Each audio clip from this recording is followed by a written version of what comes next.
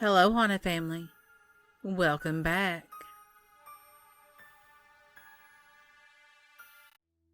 Story 1. Cemetery Haunt. I don't believe in the supernatural, but the closest thing I would consider would be the time that me and my friends got really drunk one night. We had this cemetery we liked to go to, one of the oldest in our state. We had been time and time again before, but something felt different on the way down there. Ominous even. I couldn't tell you what, but it felt different from our previous trips. We get down there. We didn't pass a single car on the way there. But of course, this was 3 a.m., and we took back roads. There was not a car there when we arrived.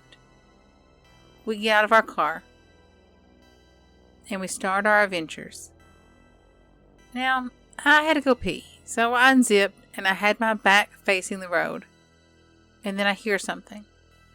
I turn around and I see headlights. They're not coming directly at us, but rather on the road that connects to the road we're on. Before I could say anything, the car comes to a stop at the stop sign and turns right. It's now coming right for us. I yell, "Hey guys, car!" And they all turn and look.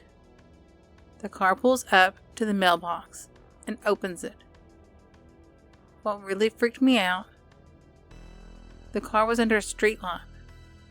We should have been able to see the driver, but the car looked like it was driving itself. This was long before self-driving cars were even a concept. It freaked me out pretty hardcore. I yelled again, "Hey, let's go." We all make a break for our car and speed off, leaving that car sitting there. Maybe it wasn't a ghost. I don't know. But it still gives me the creeps just to think about it. Story 2. From the Ceiling. After a lengthy search one summer, I found a historic little apartment that I wanted. An old apartment building, probably built around 1910. Small, only 20 units, and really cute. The building was being renovated, so I had to wait a month while the workers finished up. Eventually they finished my unit and I moved in. They were still working on other units in the building. The first night there, my apartment was empty except for my bed. I sat up thinking about where I wanted to put furniture. Something about the bedroom though. It felt like I was being watched anytime I was in there. We've all felt that feeling before, but this was intense. I felt like the stare was coming from the ceiling fan.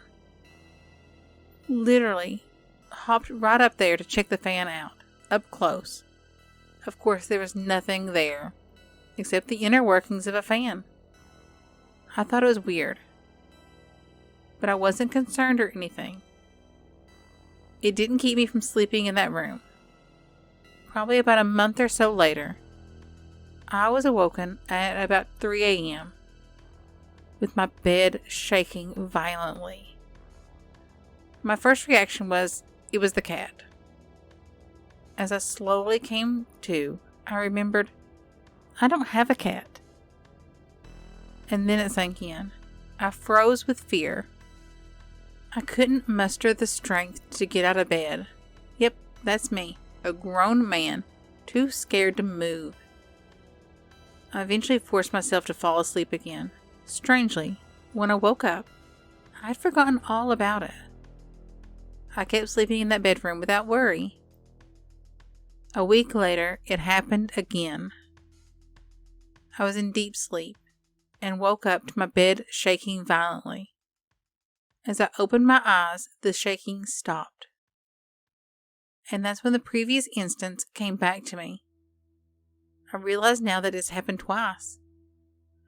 I went out and I slept on the couch in the living room for the rest of the night. And I only slept in that bedroom one more time, when my father came to visit me. A few weeks later, around 3 a.m., I heard a woman's blood-curdling scream, coming from what seemed like the walls of my apartment. A few months later, it was Sunday morning, 7 a.m., and I heard someone really angrily putting away dishes in an unoccupied apartment next to mine. I could not believe how loud it sounded. Kitchen cabinets sliding out and slamming shut quickly. The sound of dishes clanging around violently. It went on for 10 minutes. Finally, I pounded on the wall, and the sounds stopped. Eerily quiet after that. And that's it, really. I know it's not really a proper conclusion, but I guess that's just how these things work sometimes. This playful ghost obviously hasn't concluded their own story. They felt the need to communicate with me after all. I lived in the apartment for 2 years, and I still lived in the city. I often toy with the idea of knocking on my old apartment door and asking the current residents if they've experienced anything out of the ordinary. I've also wondered what tragedy or what story that apartment holds to make that ghost hang on. But as of now, this is just a weird story I pull out at parties to entertain my friends. Story 3. The Lady in Black. It was a nice summer evening, just as the sun was getting ready to set. Myself and a few friends decided to ride some back roads. We started talking about the rumors we had heard about the old cemetery there being haunted. So of course we decided to stop and see for ourselves. We stopped along the road, and I took up my camera to see if I could get some good photos to prove the stories were true. As we entered the gate, the cemetery seemed to get dark really fast. We started to look around the graves. The grass was up to our knees. I got the most uneasy feeling, as if someone wanted us to get out of there. I started snapping my pictures. Before I could take my first photo, the camera's batteries went dead. Of course, I had backups, so I went and changed the batteries. I took 5 photos, and the batteries died again. Weird, yes. I've heard that sometimes spirits will drain batteries really quick. We noticed that most of the graves in this cemetery were in the 1800s, and no one new had been buried there in 60 years or so. After about 20 minutes, I was ready to go. That uneasy feeling never went away. It actually got worse. We decided it was time to leave. After we shut the gates to the graveyard, we got back in the truck. We turned the camera on, and it worked great now. Batteries were fine and full. We reviewed the few photos I was able to get, and seen what looked like a lady standing next to her grave. I hadn't seen anyone when we took the picture. So we decided to go back in and take some more to see what we could get. I was able to get another 5 or 6 photos before the camera went dead again. I felt as if someone was watching us, and whoever it was wanted us out of there.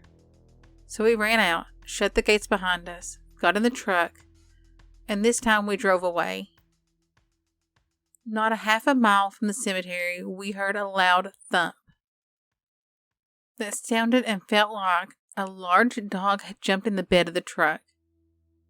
A friend of mine hopped out and looked, and there was nothing in the bed of the truck that he could see. So we started it again down the road.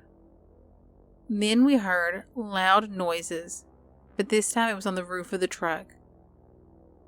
3 times it sounded like someone had taken a baseball bat and was hitting the top of the truck. We stopped, but there was no one there. There was no trees hanging over the road. We drove some more. That thumping on the roof continued. I noticed it came in threes. I was so scared I started to scream. We all started to scream. My friend had a CB in his truck, and just then we heard a loud noise come over the CB. A creepy, ghostly voice. Which is weird because the CB was unplugged and my friend never used it. How crazy is that? As soon as we got off that road, we made a beeline towards my house. We got out of the truck, we looked around it. There was nothing wrong. No one hiding in the bed. We ran inside, got out the camera and started reviewing the pictures. We saw the old lady, plain as day, standing by a grave.